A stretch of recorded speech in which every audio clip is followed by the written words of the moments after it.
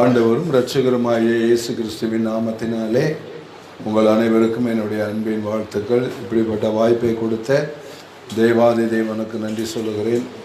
அழைத்த பாஸ்டருக்கும் அவருடைய குடும்பத்தாருக்கும் தேவனுடைய பிள்ளைகள் அத்தனை பேருக்கும் நான் என்னுடைய நன்றிகளை தெரிவித்துக் கொள்கிறேன். செய்திக்கு நேராய் நாம் கடந்து செல்வோம். வேதாகமத்தை எடுத்துக்கொள்ளுங்கள். அதில் யோவான் எழுதின சுவிசேஷம்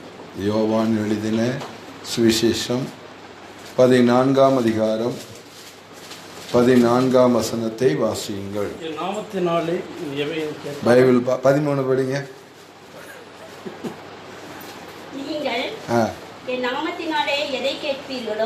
நீங்கள் என் நாமத்தினாலே எதை கேட்பீர்களோ குமாரனின் பிதா மகிமைப்படுவாயாக. அப்படி இருக்காது, மகிமைப்படும் படியாக. குமாரன் பிதா மகிமைப்படும்படியாக அதை செய்வேன். அடுத்த வசனம், என் நாமத்தினாலே நீங்கள் எதை கேட்டாலும் அதை நான் செய்வேன். தேவனுடைய பிள்ளைகளே, நம்ம பிராக்டிகலாகவே நம்ம பார்ப்போம். என்னுடைய நாமத்தினாலே நீங்கள் எதை கேட்டாலும் நான் அதை செய்வேன். அல்லேலூயா, அல்லேலூயா. இப்படி ஒரு வார்த்தையை நீங்கள் ஒரு நாளைக்கு எவ்வளோ நேரம் டிவி பார்க்குறீங்க, எவ்வளோ நேரம் டிவி பார்க்குறீங்க, எவ்வளவு சீரியல் பார்க்குறீங்க, எத்தனை நியூஸை கேட்குறீங்க, எத்தனை நியூஸ் பேப்பரை படிக்கிறீங்க, எத்தனை புத்தகங்களை படிக்கிறீங்க, எத்தனை அரசியல்வாதிகள் பேசுகிறாங்க. நீங்கள் எதை கேட்டாலும் நான் செய்வேன் என்று சொல்லி இதுவரைக்கும் நீங்கள் எங்கேயாவது உங்கள் காதாலேயோ உங்கள் கண்ணாலேயோ நீங்கள் படிச்சிருக்கீங்களா? யோசிக்கிறீங்களா? நல்லா யோசிங்க. இன்னைக்கு பகல் முழுவதும் டிவி பார்த்தீங்களே, நியூஸ் கேட்டீங்களே, நீங்கள் எதை கேட்டாலும் உங்களுக்கு புரிகிற பாஷையில் சொன்னால், உங்களுக்கு என்ன வேணுமோ அதெல்லாம் நான் உங்களுக்கு கொடுக்குறேன் அப்படின்னு இதுவரையிலும் யாராவது சொல்லியிருக்காங்களா? பதில் சொல்லுங்களேன். யாராவது சொல்லியிருக்காங்களா? பேப்பரில் படிச்சிருக்கீங்களா? புத்தகத்தில் படிச்சிருக்கீங்களா? நியூஸில் கேட்டிருக்கீங்களா? இல்லை அரசியல்வாதிகள் ஏதாவது பேசியிருக்காங்களா? இல்லை எந்த மனுஷனாவது பேசியிருக்காங்களா? ஏன் அவங்களெல்லாம் விட்டுருங்க. உங்கள் அப்பா அம்மா எடுத்துக்காங்க. மகளே, நீ எதை கேட்டாலும் நான் உனக்கு கொடுக்குறேன் என்று அப்பா அம்மா சொன்னாங்களா? சொல்லுங்களேன், பதில் சொல்லுங்களேன். ஏதாவது சொன்னாங்களா? சரி, இப்போ யாராவது ஒரு பேரை சொல்லி கேட்டால் தான் சொல்லுவாங்க. கண்ணையன் ஐயா சொல்லுங்கள். இது வரைக்கும் உங்கள் சொந்த பந்தம் கண்ணையா நீ எதை கேட்டாலும் நான் உனக்கு செய்கிறேன்னு சொல்லியிருக்காங்களா? யாரு சொன்னது? ஏசப்பா. நான் கேட்கறது மனுஷர்கள். யாராவது சொல்லியிருக்காங்களா? இதுவரையிலும் யாருமே சொல்லாத ஒரு வார்த்தையை ஆண்டவர் சொல்லியிருக்கார். ஒரு அல்லேலூயா சொல்லுங்க. அல்லேலூயா. இதுவரையிலும் யாருமே சொல்லாத ஒரு வார்த்தையை ஆண்டவர் மட்டும்தான் சொல்லியிருக்காரு. அதனால அவருக்கு நாம் என்ன செய்யணும் தெரியுமா? நன்றி சொல்லணும். நம்முடைய வாழ்க்கையில் நீ எதை கேட்டாலும் நான் அதை செய்வேன் என்று சொன்ன ஒரே ஒருவர் உண்டானால் அவர் நம்முடைய ஆண்டவராகிய இயேசு மட்டும்தான். வேற யாருமே நீ எதை கேட்டாலும் நான் உனக்கு செய்வேன்னு என்ன செய்யலை, சொல்லவே இல்லை. அது மட்டும் இல்லை, அங்கே போட்டிருக்குல்ல, எதை கேட்டாலும் எதை கேட்டாலும் என்று இங்கே சொல்லியிருக்கிறது. அப்போ நம்முடைய வாழ்க்கையில் எதெல்லாம் வேணுமோ அதையெல்லாம் கேட்டால், எதை கேட்டாலும், எதை, அதாவது ஒன்று தெரிஞ்சுக்கோங்க, எதை கேட்டாலும் ஒருவர் கொடுக்கிறார் என்றால் அவர் எப்படிப்பட்டவராக இருக்க வேண்டும்? எதை கேட்டாலும் ஒருவர் கொடுக்கிறார் என்றால் அவர் எப்படிப்பட்டவராக இருக்க வேண்டும்? எல்லாம் உடையவராய் இருக்க வேண்டும். அல்லேலூயா, அல்லேலூயா. இப்போ நம்ம ஞானசேகர் பாஸ்டர்கிட்ட நான் ஃபோனை கேட்டால் கொடுப்பாரு. 1000 பணம் கேட்டால் கொடுப்பாரு. எனக்கு கார் வேணும்னு கேட்டால் கொடுப்பாரா? கொடுக்க மாட்டார் இல்லையா? ஆனால் ஆண்டவர் ஞானசேகர் பாஸ்டர் மாதிரி இல்லை. அவர் எப்படி தெரியுமா? 1000 ரூபாய் கேட்டாலும் கொடுப்பாரு, 50 ரூபா கேட்டாலும் கொடுப்பாரு, பேனா கேட்டாலும் கொடுப்பாரு, தண்ணி கேட்டாலும் கொடுப்பாரு, கார் வேணாலும் கேட்டாலும் கொடுப்பாரு, வேற எதை கேட்டாலும். ஏன்? அவரிடத்தில் தான் எல்லாம் இருக்கிறது. அல்லேலூயா. நான் இன்னொரு காரியத்தை சொல்றேன், ஆண்டவரை மகிமைப்படுத்துறதுக்காக. இது ஒன்று நல்லா தெரிஞ்சுக்காங்க, தேவனை மகிமைப்படுத்துறதுக்கு எதை கேட்டாலும் தருவேன் என்று சொன்னவர்கள் உலகத்திலே இயேசுவை தவிர வேற ஒருவர் இல்லை. அதுக்காக நீங்க ஆண்டவருக்கு மகிமைப்படுத்திக்குவாங்க. இப்போ இன்னொன்னு சொல்றேன், எதெல்லாம் ஒரு மனுஷனுக்கு தேவையோ அவைகள் அத்தனையும் ஒரே ஒருவரிடத்தில் இருக்கு. அது யாருக்கிட்ட தான் இருக்கு? ஏசப்பா கிட்ட தான் இருக்கு. அப்ப வேற யாருக்கிட்டையுமே இல்லை. நமக்கு என்னெல்லாம் தேவையோ அத்தனை தேவைகளும் இயேசுவிடத்தில் மட்டுமே இருக்கிறதே தவிர வேற யாரிடத்திலும் இல்லை. என்னிடத்தில் எல்லாம் இருக்கிறது என்று யாராவது சொல்ல முடியுமா? முடியவே முடியாது. ஒரு ஆழத்துல பணம் இருக்கும் ஆனா நிம்மதி இருக்காது. ஒரு இடத்துல பணம் இருக்கும் ஆனா மருந்து இருக்காது. ஒரு இடத்துல எல்லாம் இருக்கும் ஆனா என்ன இருக்காது? எதுவுமே இருக்காது. எல்லாம் இருந்தும் எல்லாம் உடையவர்கள் என்று அவர்கள் சொல்லி கொண்டிருந்தாலும் ஒரு அத்தியாவசியமான காரியத்துக்கு உதவிக்கு ஆள் இல்லாமல் போய்விடும். தேவனுடைய பிள்ளைகளே, நான் உங்களுக்கு சொல்லுகிறேன், எல்லாம் நான் உங்களுக்கு எதை கேட்டாலும் செய்வேன் என்று சொன்னவர் அவர்தான். எல்லாம் உடையவர் ஆண்டவராகிய இயேசு மட்டும்தான். என்கிட்ட எல்லாம் இருக்கு என்று சொல்லுகிறவர் ஆண்டவராகிய இயேசு மட்டும்தான். அடுத்தவர் சொல்றார், என் நாமத்தினாலே நீங்கள் எதை கேட்டாலும். யாருடைய நாமத்தினால? ஆண்டவருடைய பெயரை சொல்லி எதை கேட்டாலும் நான் அதை உங்களுக்கு என்ன செய்வேன்? தருவேன் என்று ஆண்டவர் சொல்லியிருக்கார். இவர் நல்ல ஆண்டவர் தானே, இவர் நல்லவர், இவர் வல்லவர். அப்ப ஏன் இன்றைக்கு நான் உங்களை பார்த்து ஒரு கேள்வியை கேட்கிறேன்.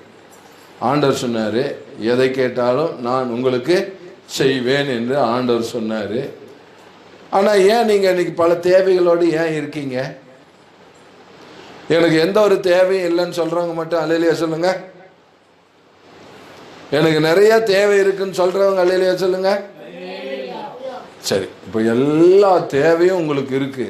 அப்ப எல்லாம் உங்களுக்கு எது தேவையோ அதை நான் தருவேன் என்று ஆண்டவர் சொல்லி இருக்கும் போது ஏன் இன்னும் நீங்க தேவையோடு இருக்கிறீங்க? அவருடைய நாமத்தினால என்ன பண்ணல? கேட்கல. அவருடைய நாமத்தினால என்ன செய்யல? கேட்கல. மனுஷங்கிட்ட போய் கேட்கறோம் ஆனா ஆண்டவர்கிட்ட என்ன செய்யறது இல்ல. பைனான்ஸுக்காரங்கிட்ட கேட்கறோம் ஆனா ஆண்டவர்கிட்ட என்ன செய்யறது இல்ல, கேட்கறது இல்லை. மாமனார் மாமியார்கிட்ட கேட்கறோம் ஆனா ஆண்டவர்கிட்ட என்ன செய்யறது இல்லை, கேட்கறது இல்லை.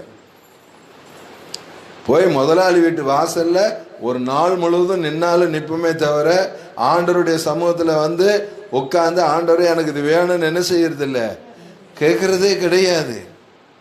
கேட்கறேன்னு சொல்றது தான் பேச்சுக்கு. கேட்கறேன்னு நம்ம வெறும் வாயில தான் சொல்றோம். இன்னும் சிலர் இருக்காங்க, என்னமோ ஆண்டவர்கிட்ட கொடுத்து வச்ச மாதிரி, ஆண்டவரே எனக்கு இன்னைக்கு இது வேணும் அப்படின்னு என்ன சொல்லி தெரியுமா, அதிகாரமா 4 வார்த்தை சொல்லி கேட்டுட்டு அவ்வளவுதான். அவர் என்னன்னு கேட்கறது, அவர் வந்து பார்க்கறதுக்குள்ள என்ன செய்யறது, ஆண்டவர் சமூகத்தை விட்டுட்டு ஓடிடுறது. ஆண்டவர் வந்து பார்க்கறதுக்கு முன்னாடியே ஓடிடுறது. இன்னைக்கு அப்படிப்பட்டவர்கள் எல்லாம் இருக்கிறாங்க. ஆண்டவர்கிட்ட ஒன்றை கேட்டா பெற்றுக்கொள்கிற வரையிலும் அதை கேட்டுக்கொண்டே இருக்கணும். ஆண்டவர் சமூகத்தை விட்டு வெளியில போகவே கூடாது. ஆண்டவரை உறுதியா பிடித்து கொள்ளணும். ஏன் நாம் பெற்றுக்கொள்ளாமல் இருக்கிறோம்? ஏன் இதை இதுவரையிலும் ஒன்றையும் பெற்று இவ்வளவு தேவைகளோடு இருந்தும் இன்னும் தேவை? அப்ப ஒன்னில் நான் சொல்றேன், ஆண்டவர் வசனம் பொய்யா இருக்கணும், இல்லைன்னா நீங்களும் நானும் பொய்யர்களா இருக்கணும். ஆண்டவருடைய வசனம் உண்மை என்றால் நாம் கேட்கவில்லை என்று பொருள். அவருடைய நாமத்தினாலே கேட்கவில்லை என்று பொருள். கேட்கிறதிலும் அநேக காரியங்கள் உண்டு. பெற்றுக்கொள்ளத்தக்கதாய் கேட்கணும், பெற்றுக்கொள்ளத்தக்கதாய் கேட்கணும். ஒரு மனுஷங்கிட்ட பிள்ளைகள் இருக்காங்க, அப்பா கிட்ட ஒரு 10 ரூபாய் வாங்கணும்னா அடம் பிடிச்சு அழுதாவது வாங்குறீங்க. ஆனா ஆண்டவரிடத்துல கேட்கிறதா இருந்தா நானும் கேட்டேன் என்று சொல்லிவிட்டு கடமைக்காக நீங்கள் கேட்டு போய் விடுகிறீர்கள். அதனால்தான் இதுவரையிலும் நீங்கள் ஒன்றையுமே பெற்றுக்கொள்ளாமல் இருக்கிறீர்கள். பெற்றுக்கொள்ளும்படியாக நீங்கள் இன்னும் கேட்கவில்லை என்று வேதாகமமே சொல்லுகிறது. தேவனுடைய பிள்ளைகளே, அவரிடத்தில் எல்லாம் இருக்கிறது, கொடுக்கிறேன் என்றும் சொல்லிவிட்டார். ஆனால் நீங்கள் பெற்றுக்கொள்ளாமல் இருக்கிறதுக்கு காரணம், நீங்கள் பெற்றுக்கொள்ளும்படியாக நீங்கள் இதுவரையிலும் கேட்கவில்லை. மனுஷனிடத்தில் கேட்கிற அளவு கூட தேவனிடத்தில் கேட்கவில்லை. நீங்கள் மனுஷனை சார்ந்து வாழ்கிறீர்கள், உலகத்தை சார்ந்து வாழ்கிறீர்கள், உலக பொருளாதாரத்தை சார்ந்து வாழுகிறீர்கள், அரசாங்கத்தை சார்ந்து வாழுகிறீர்கள், உலகத்தில் யார் என்ன கொடுப்பார்கள் என்று அதை சார்ந்து நீங்கள் வாழுகிறீர்கள். தேவனை சார்ந்து வாழுகிறவர்கள் தேவனிடத்திலேயே கேட்பார்கள். அல்லேலூயா, அல்லேலூயா. தேவனை சார்ந்து வாழுகிறவர்கள் யாரிடத்துல தான் கேட்பாங்க? தேவனிடத்திலேயே கேட்பார்கள். அப்ப தேவனை சார்ந்து வாழுகிறவர்கள் மனுஷனிடத்தில் என்ன செய்ய மாட்டார்கள்? கேட்க மாட்டார்கள். நல்லா சொல்லுங்க. தேவனை சார்ந்து வாழுகிறவர்கள் யாரிடத்தில் கேட்க மாட்டார்கள்? மனுஷரிடத்தில் கேட்க மாட்டார். இப்போ ஒரு தீர்மானத்துக்கு வந்துருவோமா? நான் சொல்ற வார்த்தையை சொல்லுங்க. நான் இனிமேல் மனுஷனிடத்தில் எதையும் எதிர்பார்த்து கேட்க மாட்டேன். இது உண்மையா? உண்மை. இனிமேல் நான் மனுஷனிடத்தில் எதிர்பார்த்து எதையுமே என்ன செய்ய மாட்டேன்? கேட்க மாட்டேன். ஏன் என்று சொன்னால், என் தேவன் சொன்னாரு, நீ எதை கேட்டாலும் நான் அதை உனக்கு தருவேன், செய்வேன் என்று அவர் சொல்லி இருக்கிறார். அவரிடத்தில் நான் கேட்பேன், அவரிடத்தில் நான் கேட்பேன். இன்னொரு காரியத்தை உங்களுக்கு சொல்றேன். மனிதனிடத்தில் கேட்டால் அவன் செய்தால் அது கடன். ஆனால் ஆண்டவர் செய்தால் அது என்ன இல்லை? கடனே இல்லை. 1000 ரூபாய் பணம் வேணும், நான் இவர்கிட்ட வாங்கினேன்னா அது கடன், என்னைக்கு இருந்தாலும் திருப்பி கொடுக்கணும். ஆனால் ஆண்டவர்கிட்ட வாங்கினா நான் திருப்பி கொடுக்க வேண்டியதே இல்லை. அல்லேலூயா. ஆண்டவரிடத்தில் வாங்கினால் அதை நான் திருப்பி கொடுக்க வேண்டியதில்லை. அடுத்தது, ஒருவேளை மனுஷன் இலவசமாக செஞ்சிட்டான்னு கூட வைங்க, நீங்கள் வச்சுக்கோங்கன்னு கொடுக்குறாங்க. நான் உடனே சொல்கிறேன், ஒரு நாள் இல்லைனாலும் ஒரு நாள் அவன் என்ன செய்வான்? சொல்லி காட்டுவான். கண்டிப்பாக சொல்லி காட்டுவான். நான் கொடுத்துதாங்க இவன் உயர்ந்தான், நான் கொடுத்துதான் இவன் ஆசீர்வாதமாக இருக்கான், நான் அன்னைக்கு போட்ட பிச்சை அப்படின்னு சொல்லி உங்களை அவமானப்படுத்துவான். ஆனால் ஆண்டவர் ஒரு நாள் கூட வந்து நான் கொடுத்ததுனால தான் நல்லா இருக்கேன்னு சொல்லவே மாட்டார். அல்லேலூயா. இப்போ ஏன் நம்ம மனுஷனை சார்ந்து வாழ்கிறோம்? மனுஷன் மேல் நம்பிக்கை வைத்து மாம்சமானதை தன் புயபலமாக்கி கர்த்தரை விட்டு விலகுகிறவன் சபிக்கப்பட்டவன். வசனம் தெரியுமா உங்களுக்கு? எங்க இருக்கு? எரேமியா 17ஆம் அதிகாரத்தில் இருக்கு. மனுஷர் மேல் நம்பிக்கை வைத்து மாம்சமானதை தன் புயபலமாக்கி கர்த்தரை விட்டு விலகுகிறவன் எப்படிப்பட்டவன்? சபிக்கப்பட்டவன் என்று வேதாகமத்திலே சொல்லி. மனுஷன் இன்னைக்கு உண்மையாலுமே ஆண்டவரை எப்படி தெரியுமா ஆக்கிட்டாங்க? மனுஷனை கூட நம்பலாங்க, இந்த ஆண்டவரை நம்பக்கூடாது அப்படின்ற அளவுக்கு இன்னைக்கு என்ன செஞ்சிட்டாங்க? ஆண்டவர் பிள்ளைகள் மாற்றி விட்டார்கள், அவருடைய வல்லமையை குறைத்து விட்டார்கள். மனுஷனை நம்புற அளவுக்கு கூட ஆண்டவரை என்ன செய்கிறது இல்லை, மனிதன் நம்புகிறது இல்லை. நம்பினால் அவரையே நம்பி இருப்பான், விசுவாசித்தால் அவரையே விசுவாசித்து இருப்பான்.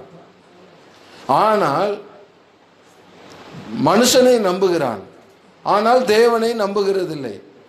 யாரை நம்பக்கூடாது என்று ஆண்டவர் சொன்னாரே அவனை நம்புகிறான். ஆனால் யாரை நம்புங்கள் என்று சொன்னாரோ அவரை என்ன செய்கிறதில்லை, நம்புகிறது இல்லை. ஏமாற்றுகிறவனை தானே இந்த உலகம் நம்புகிறது, பொய் சொல்லுகிறவனை தானே இந்த உலகம் நம்புகிறது. இப்படிதான் இந்த உலகம் என்ன செய்கிறது? ஓடிக்கொண்டிருக்கிறது. அல்லேலூயா. இப்பொழுது நான் இதை குறித்து உங்களுக்கு நல்ல விசுவாசம் வரட்டும். இனிமே ஜெபிக்கணும், ஆண்டவரிடத்திலிருந்து நன்மையை கேட்டு வாங்கணும் என்பதற்காக நான் சொல்லிக் கொடுத்தேன். நீங்கள் இந்த வர்ற ஞாயிற்றுக்கிழமை கண்டிப்பாக இந்த இடத்துல சாட்சி சொல்லணும். நான் கேட்க மாட்டேன், ஆண்டவர் கேட்பார். நான் ஆண்டவர் பாஸ்டர் இப்படி ஒருத்தர் வந்தார், ஆண்டவரிடத்தில் கேட்க சொன்னார், நான் ஆண்டவரிடத்தில் கேட்டேன், அதை நான் என்ன செய்தேன்? பெற்றுக்கொண்டேன்.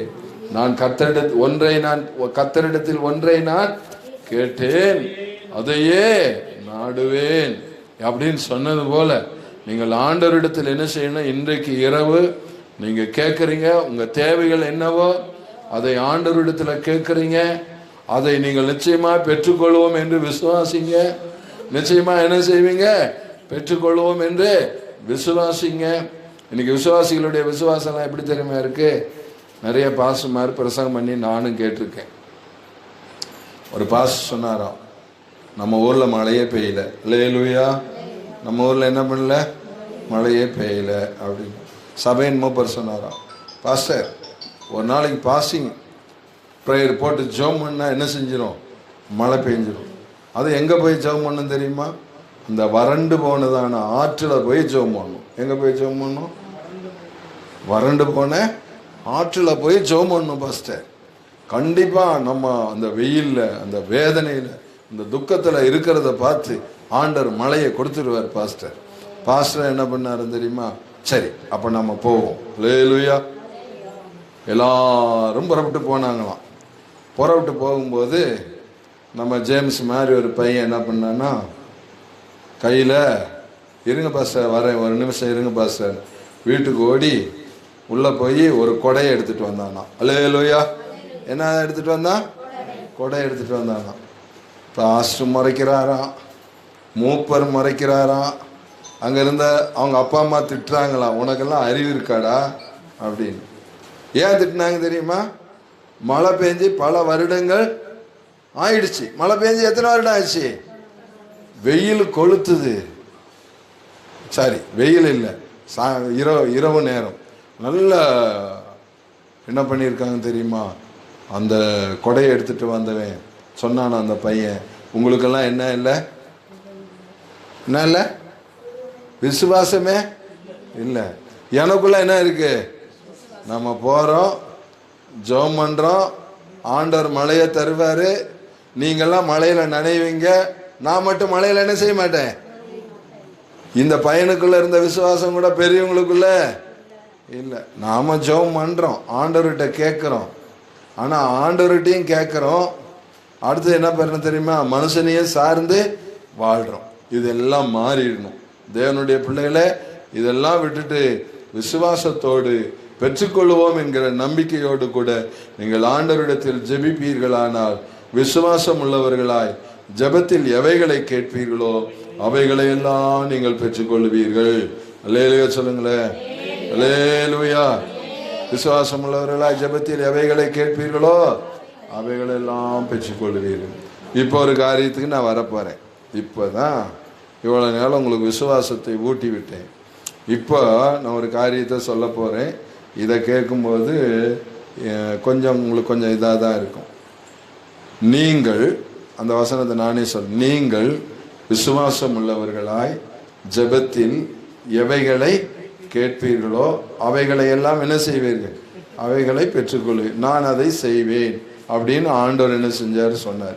இந்த இடத்துல நீங்கள் அப்படின்னு ஒரு வார்த்தை இருக்கு. நீங்கள், நீங்கள் என்றால் யார்? யாரை பார்த்து ஆண்டவர் சொன்னார்? அப்படியா?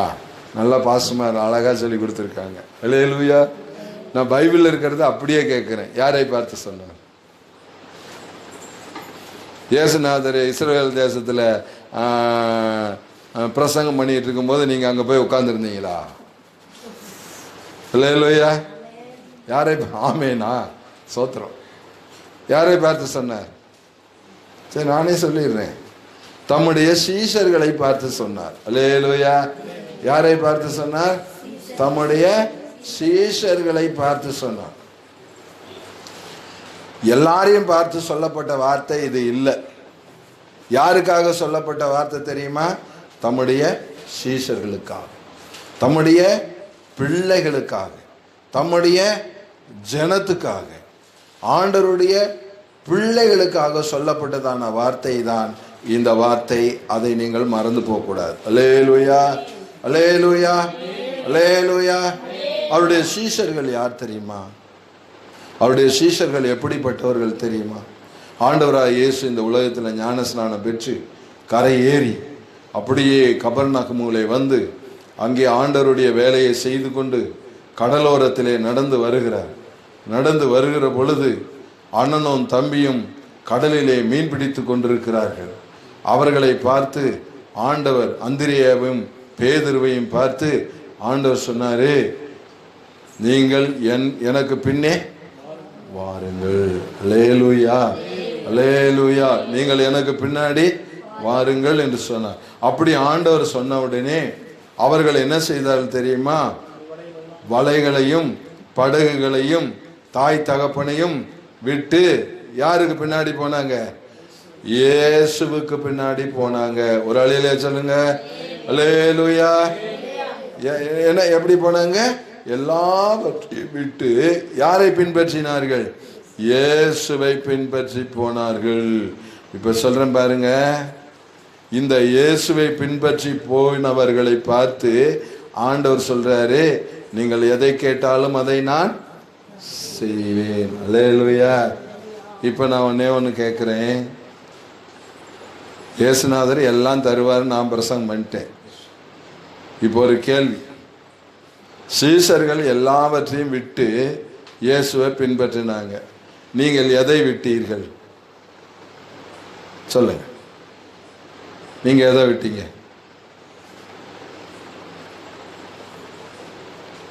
ஒரு துண்டு பீடியை விட முடியல, ஒரு கோபத்தை விட முடியல, ஒரு பொறாமையை விட முடியல, ஒரு எரிச்சலை விட முடியல, ஒரு நேரம் சாப்பாட்டை.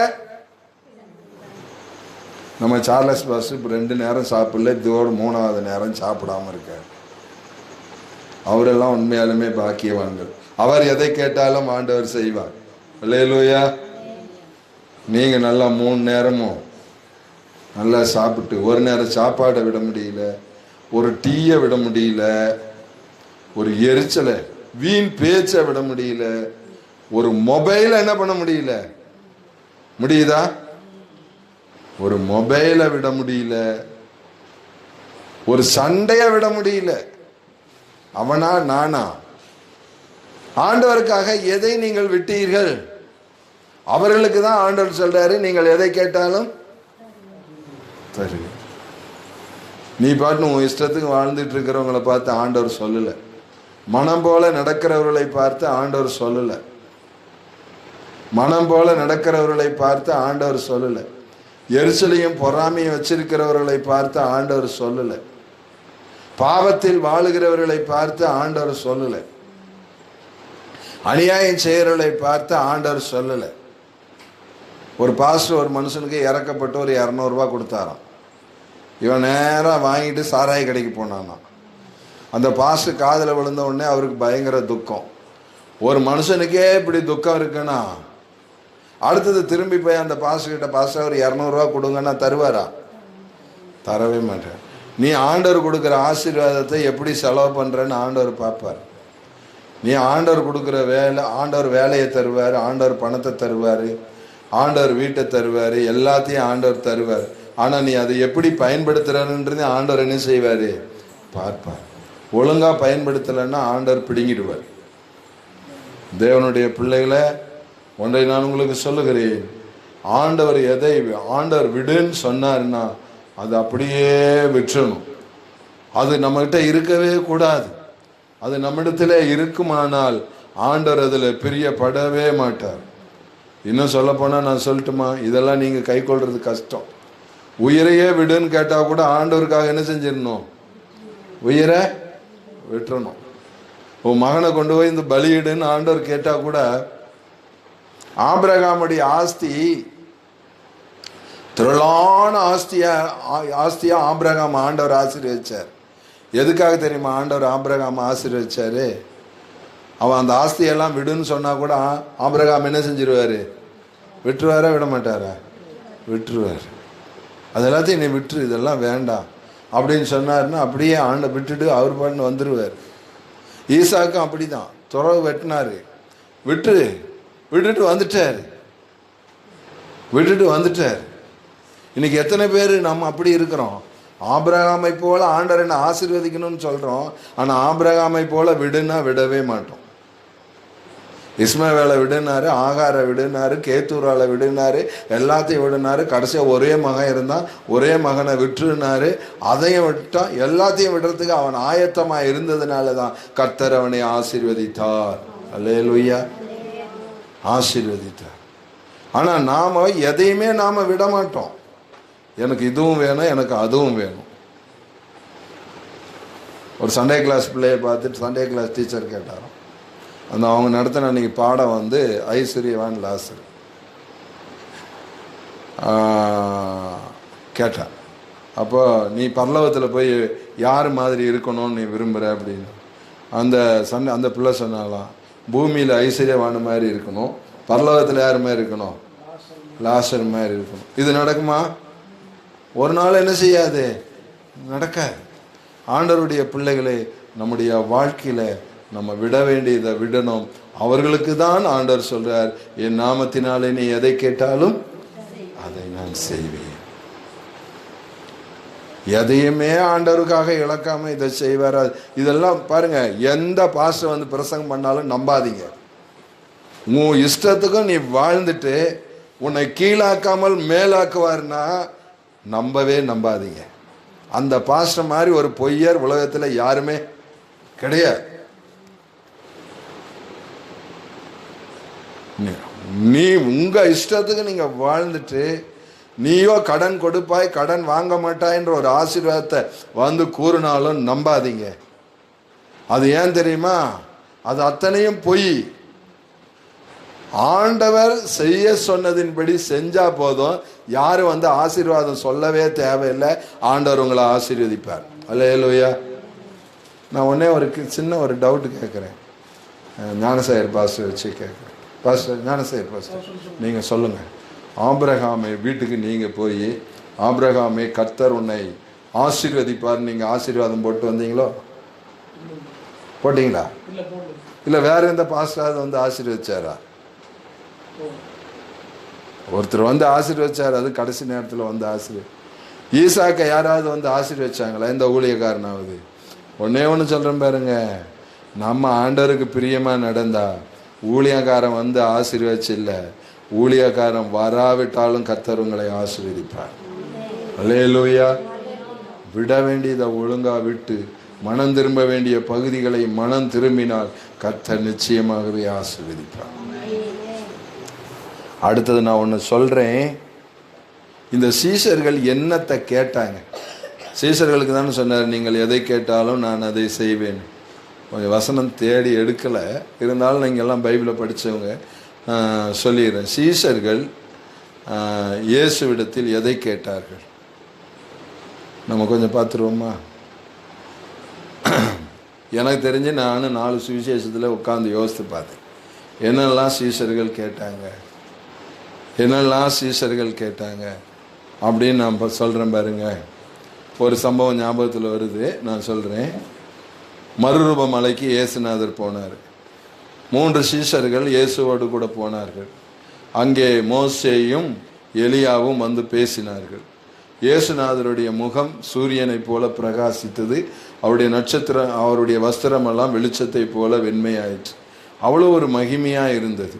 மகிமையாக இருந்தபோது சீஷர்கள் இப்பொழுது இயேசுவிடத்தில் ஜெபிக்கிறார்கள். ஆண்டவர் தான் சொன்னார், எதை கேட்டாலும் அதை செய். அப்போ சீஷர்கள் என்ன ஜெபித்தார்கள் சொல்லுங்க? பைபிளை நீங்கள் படிச்சிருக்க கிறிஸ்தவங்க தான் என்ன கேட்டாங்க? சரி, நானே சொல்லிடுறேன். ஆண்டவரே, நாம் இங்கே இருக்கிறது நல்லது. உமக்கு சித்தமானால் உமக்கு ஒரு கூடாரமும், மோசேக்கு ஒரு கூடாரமும், எலியாவுக்கு ஒரு கூடாரமுமாக 3 கூடாரங்களை போடுவோம். சீஷர்கள் இயேசுவிடத்தில் எதை என் நாமத்தினால் எதை கேட்டாலும் என்று சொன்னார் அல்லவா? அந்த சீஷர்கள் இயேசுவிடத்தில் எதை கேட்டார்கள்? முதல்ல கேட்டது என்ன தெரியுமா? இந்த மலை மேலேயே நம்ம இருந்துடலாம். அல்லேலூயா. வீட்டுக்கு போகலான்னு கேட்டாங்களா?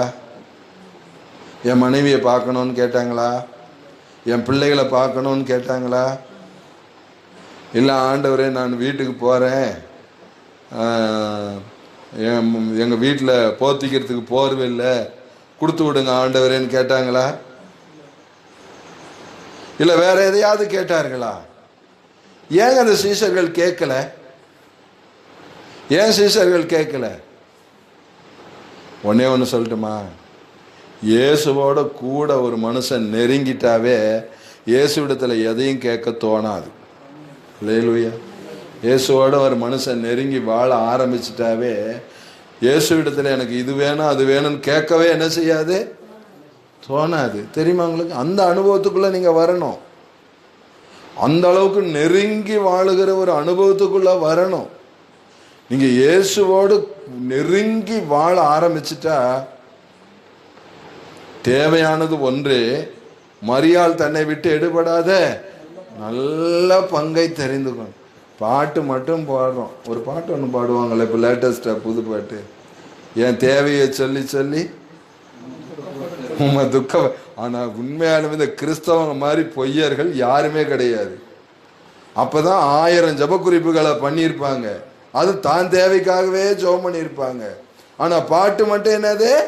என் தேவைகளை சொல்லி சொல்லி துக்கப்படுத்த. என் தேவையே எப்படியெல்லாம் ஆண்டவரை ஏமாத்துறாங்க பாருங்களேன். இந்த கிறிஸ்தவம் உலகம் மாறி போச்சு. ஆண்டவர்கிட்டயே நடிக்கிறாங்க. மனுஷனிடத்தில் நடிக்கிறது போதாது என்று அறிந்து அவர்கள் தேவனிடத்திலேயே நடிக்க ஆரம்பித்து விட்டார்கள். அன்பான தேவனுடைய பிள்ளைகளே, நாம் அப்படிப்பட்டவர்களாக இருக்கக்கூடாது. அவங்க கேட்ட ஒரே ஒரு வேண்டுதல் என்ன தெரியுமா? நான் இங்கேயே மலை மேலேயே இருந்துக்கிறேன், எங்களுக்கு கீழே இறங்கி போக விருப்பமே இல்லை. நீங்கள் என்னைக்காவது யோசித்ததுண்டா? சர்ச்சில் நான் யோசிச்சிருக்கேன். எங்கள் சர்ச்சில் 3 நாள் கன்வென்ஷன் வைப்பாங்க. ஒரு வயசான ஐயா, 80-90 வயசான ஒரு ஐயா வந்து 3 நாள் கன்வென்ஷன் நடத்துவார். நடத்தி முடிச்சுட்டு அந்த கன்வென்ஷன் முடியும் போது நான் நினைப்பேன், இப்படியே சர்ச்சிலேயே இருந்துட்டா நல்லா இருக்கும். இதே மாதிரி பிரசங்கம் ஆராதனை நடந்துக்கிட்டே இருந்தால் நல்லா இருக்கும். வீட்டுக்கே போகாமல் இங்கேயே இருந்துட்டா நல்லா இருக்கும் அப்படின்னு நான் நினச்சிருக்கேன். உங்களை பார்த்து நான் ஒரு கேள்வி கேட்குறேன். இந்த இடத்துல இப்போ ப்ரேயரில் வந்து உட்கார்ந்துருக்கிற உங்களில் எத்தனை பேருக்கு இப்படியே நீங்கள் பேசிகிட்டு இருங்க, நாங்கள் இப்படியே உட்கார்ந்துருக்கோம், இப்படியே ஆண்டவரை பாடுவோம், இப்படியே ஜெபம் பண்ணுவோம், வீட்டுக்கு போகவே எனக்கு பிடிக்கலன்னு சொல்கிறவங்க மட்டும் அல்லையா சொல்லுங்க. என்ன ஆச்சு? உள்ளதை உள்ளதென்று நாங்கள் ஒத்துக்கொள்ளுகிறோம். அல்லேலூயா. பார்த்தீங்களா? அப்ப எப்படி எதை கேட்டாலும் நான் செய்வேன்னு ஆண்டவர் சொல்லிட்டாரு. சீஷர்கள் எப்படி கேட்டிருக்காங்க பாருங்களேன். இப்படியே மலை மேல அப்படியே இருந்துடலாம். நாமளா இருந்தா, ஐயோ என் பிள்ளைய நான் வீட்டில் விட்டு வந்தேன், அவன் சாப்பிட்டானோ சாப்பிடலையோ தெரியலையே. ஊழியத்துக்கு போன பின்னாடி பிள்ளை மேல நினைப்பு வரக்கூடாது. ஊழியத்துக்கு போன பின்னாடி வீட்டு ஞாபகம் வரவே கூடாது. யுத்தத்துக்கு போன பின்னாடி வீட்டை பத்தி நினைக்கவே கூடாது. போராட்ட களத்தில் இறங்கின பின்னாடி வேற எதையுமே நினைக்க கூடாது. அதாங்க கிறிஸ்தவ வாழ்க்கை.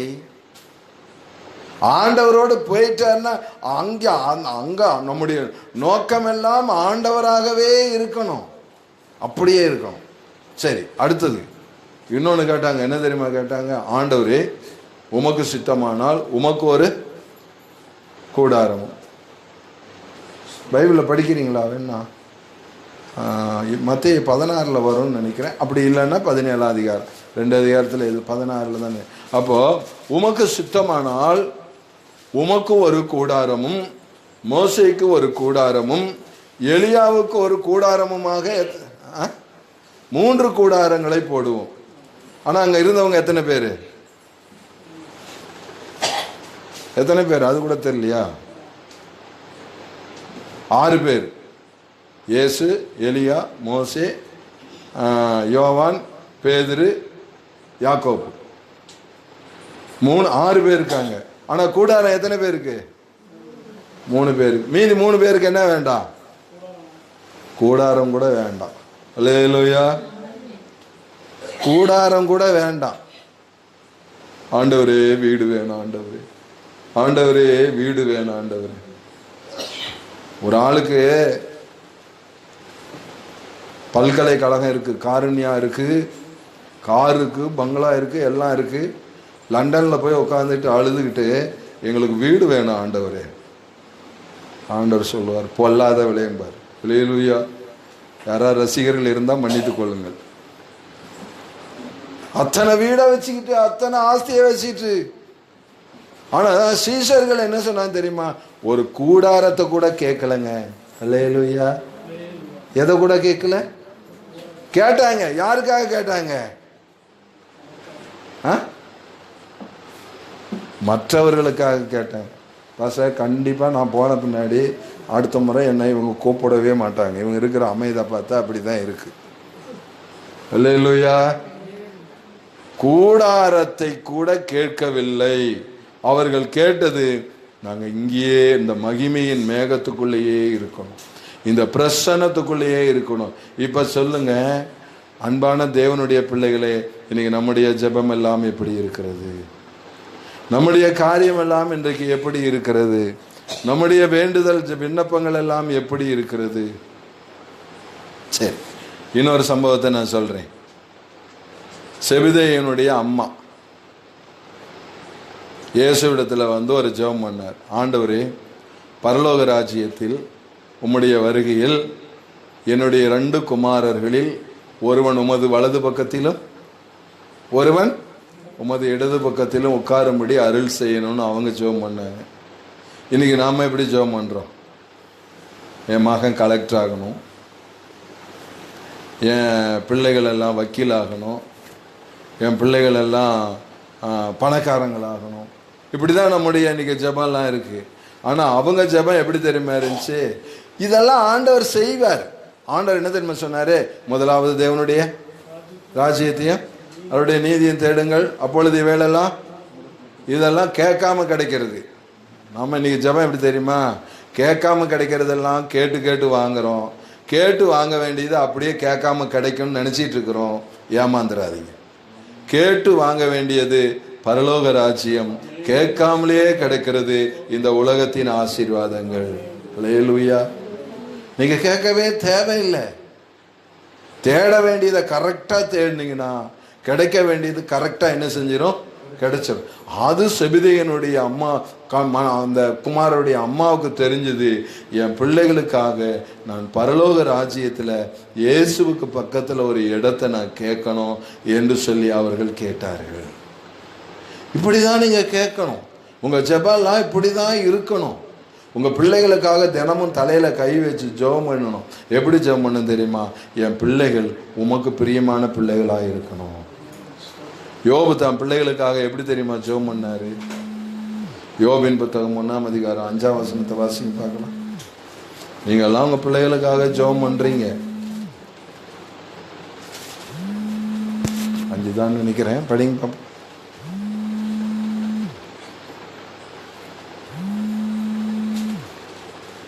விருந்து செய்கிற அவருடைய நாள் முறை முடிகிறது போது யோபு ஒருவேளை என் குமாரர் பாவம் செய்து என் குமாரர் பாவம் செய்து தேவனை தங்கள் எதுல? இருதயத்துல, மனசுக்குள்ள தூசித்திருப்பார்கள் என்று சொல்லி அவர்களை அழைத்தனுப்பி பரிசுத்தப்படுத்தி அதிகாலமே எழுந்து சர்வாங்க தகனபடியும் செலுத்துவான். அப்படின்னா ஜெபம் பண்ணுவான்னு அர்த்தம். எல்லாரையும் கூப்பிட்டு வச்சு இந்த விருந்து வச்சோம். இந்த விருந்துல நல்லா சாப்பிட்டு திராட்சை ரசம் எல்லாம் குடிச்சிட்டு என் பிள்ளைங்க மனசளவுல கூட தேவனை ஏதாவது தூசிச்சிருப்பாங்களோ அப்படின்னு சொல்லி அவங்கள பரிசுத்தப்படுத்தினா, டே நீ தப்புன்னா ஆண்டவர்கிட்ட மன்னிப்பு கேளு, தப்பு பண்ண ஆண்டவர்கிட்ட மன்னிப்பு கேளு. உன் மனசுக்குள்ள ஏதாவது தேவனை தூசிச்சியா?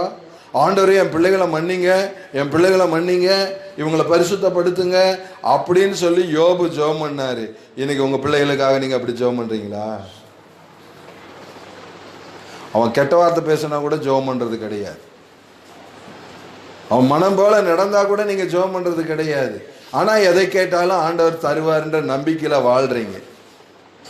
கிடையவே கிடையாது.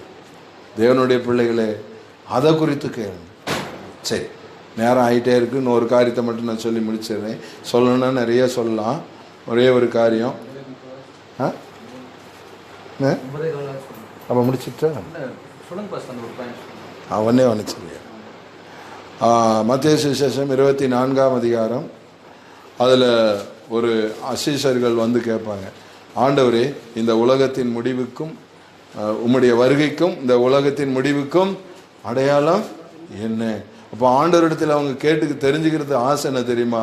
இந்த உலகத்துக்கு எப்போ ஒரு முடிவு வரும், எப்போ உங்கள் ராஜ்யத்துக்கு நாங்கள் வருவோம். அல்லேலூயா. தேவனுடைய பிள்ளைகளே, இன்றைக்கு நான் உங்களுக்கு சொல்லுகிறேன், நம்முடைய எதிர்பார்ப்பு, நம்முடைய கேட்கறதெல்லாம் பூமிக்குரியவைகளை அல்ல, மேலானவைகளையே நாடணும். ஆண்டவருடைய ராஜ்யத்தையே தேடணும். ஆண்டவருடைய வருகையே தேடணும். ஆண்டவருக்கு சித்தமானதையே கேட்கணும். அவருக்கு விருப்பமானதையே கேட்கணும்.